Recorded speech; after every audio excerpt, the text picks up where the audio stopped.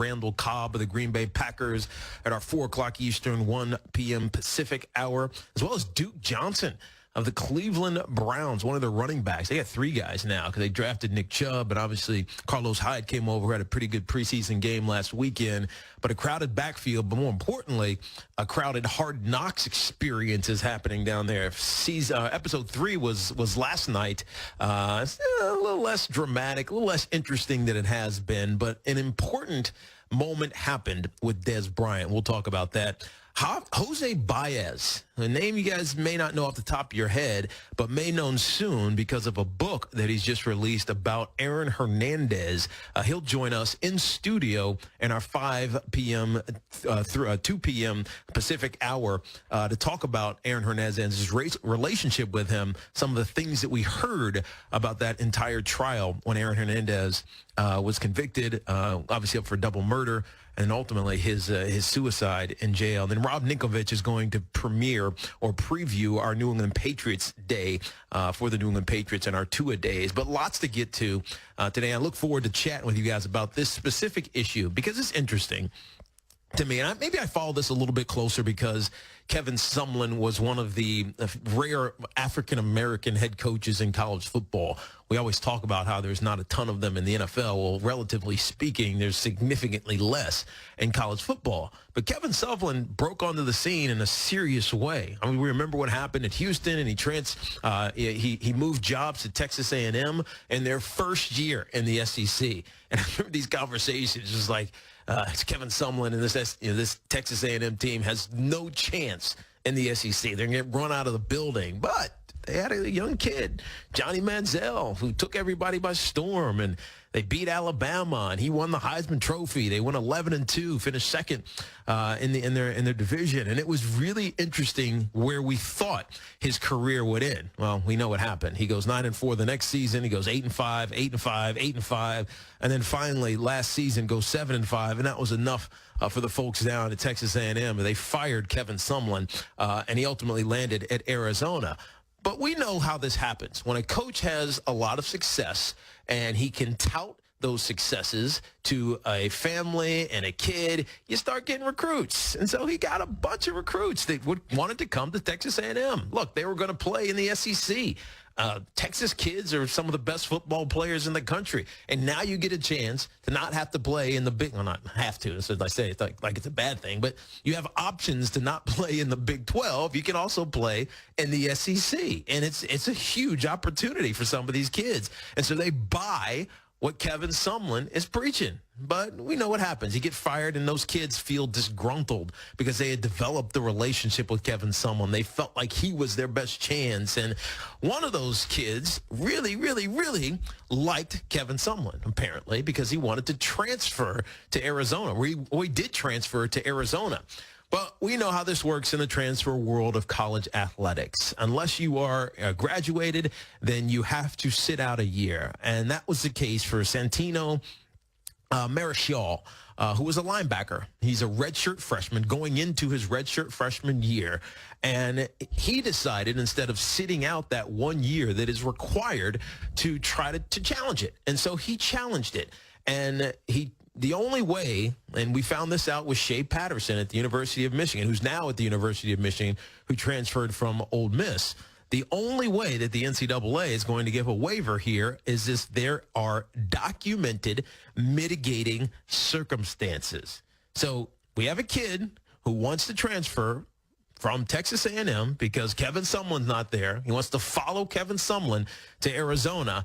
But in order to play right away, as opposed to sitting out his redshirt freshman year, is he has to find a documented mitigating circumstance. Now, what does that even mean, really? Who knows what it actually means, or what the NCAA will accept is really what this comes down to.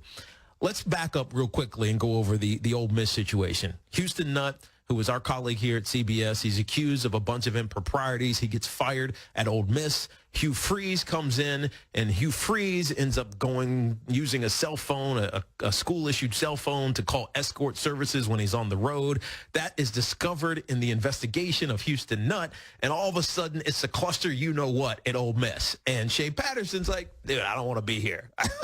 This is chaos. This program is going to go down the hill. I'm not going to be a part of this. So Shea Patterson wants to go where the opportunity is. And where's the opportunity? We talk about it all the time. It's at the University of Michigan. As good as Jim Harbaugh is, he can't find a quarterback.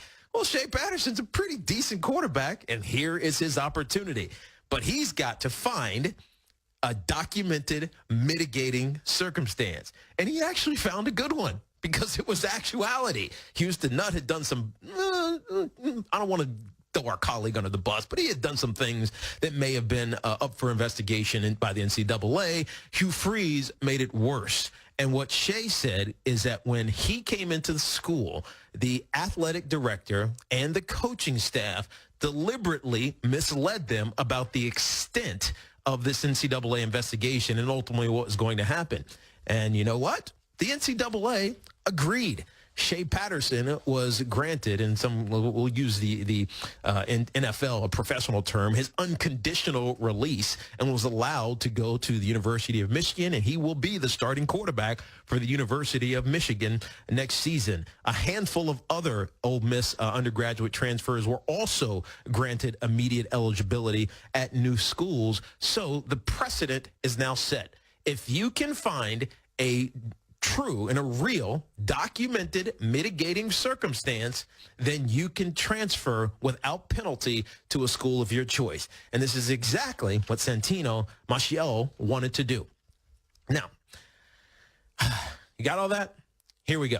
Santino says that when Jimbo Fisher left Florida State and came to Texas A&M to fill the role vacated by the fired Kevin Sumlin, a handful of things happened. I might be calling you-know-what on this, nonsense on this. This was reported by USA Today's Dan Wolken, who looked at the application for transfer from Santino Marshall, and these are the things that he said. An assistant coach gave Marshall cash to host recruits on a visit that were supposed to be unofficial, that is, not paid by the school. Okay. Secondly, coaches showed up at supposedly, put this in quotes, voluntary June practices and fudged the NCAA limits on what they were allowed to do in those sessions. And lastly, that Texas A&M's training staff mishandled an ankle injury that kept Marshall off the field. Now, I went and looked at the NCAA official visit policies and procedures because I kind of remembered back when I was at UVA. It's kind of specific to Thomas Jones, who we had in studio a couple of weeks ago. And Thomas came to visit us at the University of Virginia. He was already committed to Notre Dame, but they wanted me, and specifically me and Rondé, to try to get him to come to UVA. And so they said, take him out, show him around, take him to get something to eat at the College Inn or wherever you want to go to down on the corner.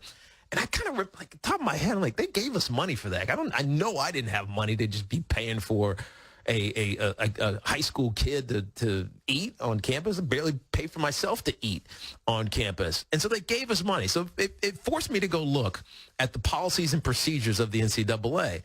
And just like I thought, student host instructions. They go through a bunch of things that you're allowed to do and not allowed to do.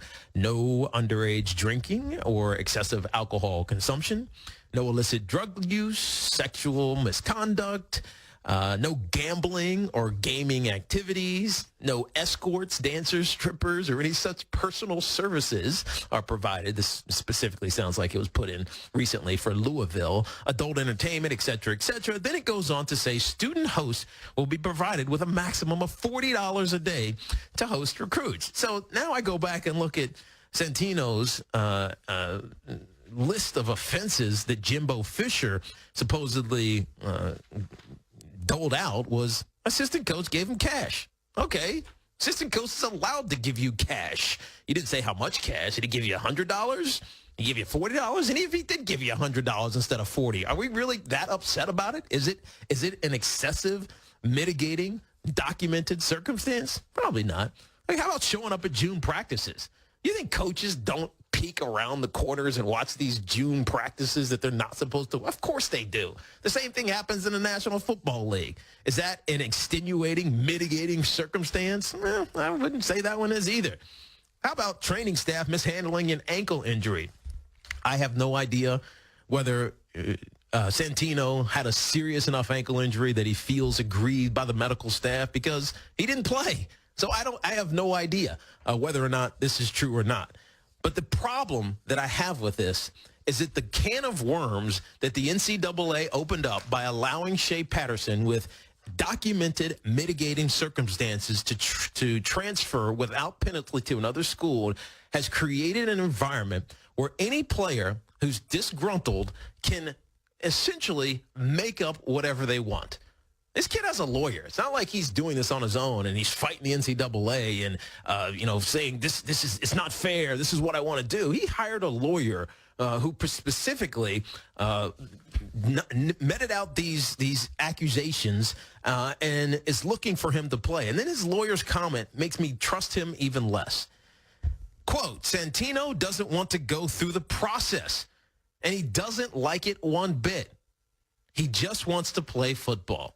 So now, because the NCAA has created a mechanism by which kids can get out of their commitments if a coach is fired or he just doesn't like the coaching circumstance, he can get out of his commitment and go somewhere else as long as he comes up with a documented mitigating circumstance, something that you could probably manufacture if a lawyer does it for you and transfer and go to another school. I'm not saying that Santino Marshall is lying. Maybe maybe there were things that went untoward. Maybe Jimbo Fisher did do something that was illegal, but I highly doubt it. I think the NCAA is behind. They're behind the wheel right. They're behind an errant car right now, and trying to figure out what is going to happen. Because this is just the beginning, the tip of the iceberg for kids finding and manufacturing ways to get out of their commitments because they don't like their coach or they don't like the situation that they're in. This will be interesting to follow as it goes on. Shea Patterson was the first, and a host of Ole Miss kids came after him. Now we're getting at other schools, and I bet we're going to see a lot more of this. Is it fair to the schools? Is it fair to the kid? I would love for kids to be able to transfer wherever they want. But the problem is, once that happens, you open free agency in college sports, and we don't want that at all. 855-212-4227. Tell me what you think. Do you believe this kid? Do you believe Santino Marshall? Do you believe that Jimbo Fisher was actually cheating, and that's good enough reason for him to be able to transfer and go play at Arizona because his boy Kevin Sumlin got fired? I don't think so. Let me know what you think. Tiki and Tierney, CBS Sports Radio.